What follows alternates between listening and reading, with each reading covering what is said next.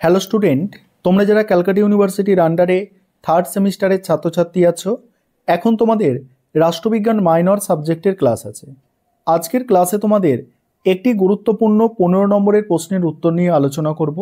প্রশ্নটা হচ্ছে নাগরিকতার সংজ্ঞা দাও, অর্থাৎ নাগরিকতা কাকে বলে আর নাগরিকতা অর্জনের উপায়গুলি লেখো। এই প্রশ্নের উত্তরটা নিয়ে আজকে আলোচনা করব। প্রথমেই দেখো নাগরিকতার সংজ্ঞা। আক্ষরিক অর্থে নগরের অধিবাসীকে নাগরিক বলা হয়। প্রাচীনকালে নগরকে কেন্দ্র করে রাষ্ট্র গড়ে উঠত, তাকে বলা হতো সিটি স্টেট বা নগর রাষ্ট্র। সেই নগরে যারা বসবাস করত এবং যারা প্রশাসনে অংশগ্রহণ করত তাদের বলা হতো নাগরিক। সেখানে স্ত্রীলোক এবং কৃতদাসদের নাগরিক বলা হতো না, কারণ তারা শাসন কার্যে অংশ নিতে পারত না। বর্তমানে রাষ্ট্রের আয়তন বৃদ্ধি পেয়েছে, শহর ছাড়া এতে গ্রামও আছে। সকলে শাসনের কাজে অংশ নিতে পারে না, পারা সম্ভবও নয়। তাই এখন নাগরিকতার সংজ্ঞার পরিবর্তন ঘটেছে। বর্তমানে তাকেই নাগরিক বলা হয় যে রাষ্ট্রের মধ্যে বসবাস করে, রাষ্ট্রের প্রতি আনুগত্য দেখায় এবং রাষ্ট্রের সদস্য হিসাবে রাষ্ট্রের দেওয়া সব সুযোগ সুবিধা ভোগ করে। মার্কিন যুক্তরাষ্ট্রের সুপ্রিম কোর্টের বিচারপতি মিলার বলেছেন রাজনৈতিকভাবে সংগঠিত হয়ে মানুষ যখন রাষ্ট্র গঠন করে এবং যারা নিজেদের অধিকার রক্ষার জন্য সরকার প্রতিষ্ঠা করে ও সরকারের প্রতি আনুগত্য দেখায়, তখন তারাই নাগরিক বলে বিবেচিত হয়। তবে অধ্যাপক ল্যাস্কি এর সঙ্গে আরও বলেছেন, আদর্শ নাগরিক হতে গেলে সমাজের কল্যাণ সাধনের জন্য নিজের বুদ্ধি প্রয়োগ করার ক্ষমতা থাকা দরকার। এখানে উল্লেখ করা প্রয়োজন, নাগরিকদের আবার দুভাগে ভাগ করা যায়, সম্পূর্ণ নাগরিক আর অসম্পূর্ণ নাগরিক। সম্পূর্ণ নাগরিক ভোটাধিকার সমেত সব কিছু অধিকার রাষ্ট্রের কাছ থেকে পেয়ে থাকে, কিন্তু অসম্পূর্ণ নাগরিকরা ভোটাধিকার থেকে বঞ্চিত থাকে। এবারে পরে যে পয়েন্ট আছে, নাগরিকতা অর্জনের পদ্ধতি। ঠিক আছে, এর দুটো পদ্ধতি আছে, একটা হচ্ছে জন্মসূত্রে অর্জন আর একটা হচ্ছে রাষ্ট্র কর্তৃক অনুমোদন দ্বারা অর্জন।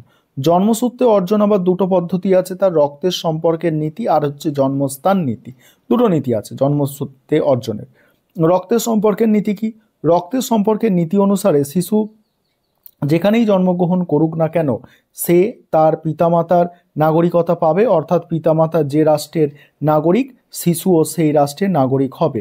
যেমন কোনো ভারতীয় পিতামাতার সন্তান যদি জাপানে জন্মগ্রহণ করে, তাহলে রক্তের সম্পর্কের নীতি অনুসারে সেই শিশু ভারতের নাগরিক হবে। ফ্রান্স, ইটালি, ভারত প্রভৃতি দেশে এই নীতি অনুসরণ করা হয়েছে। এবার পরের পয়েন্ট হচ্ছে জন্মস্থান নীতি। এই পয়েন্টটা আলোচনা করব। তার আগে যে বিষয়টা বলার আছে, তোমাদের জন্য অনলাইন কোচিং ক্লাস চলছে। তোমরা যদি কেউ পেড ব্যাচে অ্যাডমিশন নিতে চাও বা স্টাডি মেটেরিয়াল পারচেস করতে চাও, সেক্ষেত্রে তোমরা এই নম্বরে যোগাযোগ করতে পারো, 91230000525218। এই নম্বরে তোমরা যোগাযোগ করে পেড ব্যাচে অ্যাডমিশন নিতে পারো বা স্টাডি মেটেরিয়াল পারচেস করতে পারো। চলো পরের পয়েন্ট দেখো, জন্মস্থান নীতিতে কি বলা হচ্ছে। এই নীতি অনুসারে সন্তানের পিতামাতা যে দেশের নাগরিক হোক না কেন, শিশু যে দেশে জন্মগ্রহণ করবে সেই দেশের নাগরিক হবে।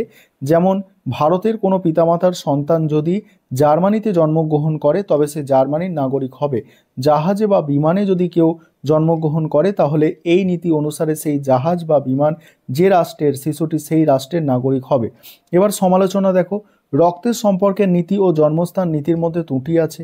রক্তের সম্পর্কের নীতির অসুবিধা হলো, পিতামাতার নাগরিকতা যদি ঠিক না থাকে তাহলে সন্তানের নাগরিকতা নির্ধারণ করা যাবে না। আবার জন্মস্থানের নীতিরও ত্রুটি আছে। কোনো পিতামাতা বিশ্ব পরিক্রমায় বেরিয়ে তাদের প্রথম সন্তান মার্কিন যুক্তরাষ্ট্রের, দ্বিতীয় ফরাসি জাহাজে, তৃতীয় ইটালিতে এবং চতুর্থ জাপানে, তাহলে 4টি সন্তানের 4টি দেশের নাগরিক হবে। এটি গ্রহণযোগ্য নয়। উভয়ের মধ্যে ত্রুটি থাকলেও তুলনামূলকভাবে রক্তের সম্পর্কের নীতি গ্রহণযোগ্য। এবার এখানে একটা পয়েন্ট তোমাদের লিখতে হবে, দ্বি-নাগরিকতার সমস্যা। এখানে দেখো কি বলা হচ্ছে, কোনো কোনো রাষ্ট্র রক্তের সম্পর্কের নীতি ও জন্মস্থান নীতি এই দুই নীতি মেনে চলে। গ্রেট ব্রিটেন, ভারত এদের মধ্যে পড়ে। এতে দ্বি-নাগরিকতার সমস্যা দেখা যায়। যেমন ভারতের কোনো দাম্পত্যের সন্তান ব্রিটেনে জন্মগ্রহণ করলে রক্তের সম্পর্ক অনুসারে সে ভারতীয়, আবার জন্মস্থানের নীতি অনুসারে সে ব্রিটেনের নাগরিক। এক্ষেত্রে শিশুটি প্রাপ্তবয়স্ক হলে তাকে যে কোনো একটি দেশের নাগরিকতা গ্রহণের সুযোগ দেওয়া হয়। এবার হচ্ছে পরের পয়েন্ট, অনুমোদন সিদ্ধ নাগরিক। অনুমোদনের মাধ্যমে নাগরিকতা অর্জন করা যায়।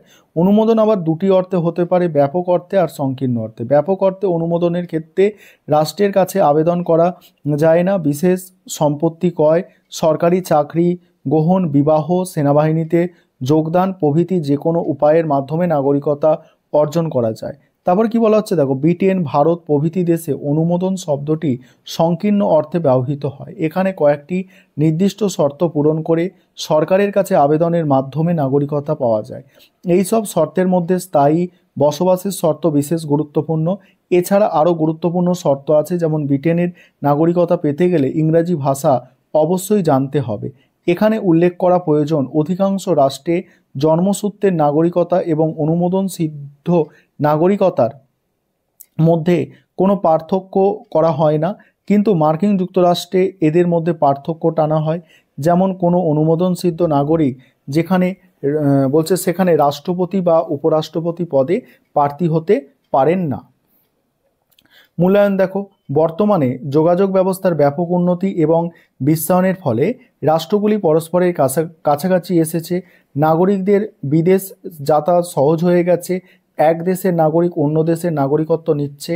তার ফলে বিভিন্ন রাষ্ট্র বিদেশিদের নাগরিকত্ব দেবার ক্ষেত্রে নিয়ন্ত্রণ বিধি তৈরি করছে, আর এই নিয়ন্ত্রণের জন্য জাতিবিদ্বেষ ও আন্তর্জাতিক বিরোধ দেখা দিচ্ছে, যা বিশ্ব শান্তির পক্ষে ক্ষতিকর। এই ছিল তোমাদের একটি গুরুত্বপূর্ণ প্রশ্নের উত্তর।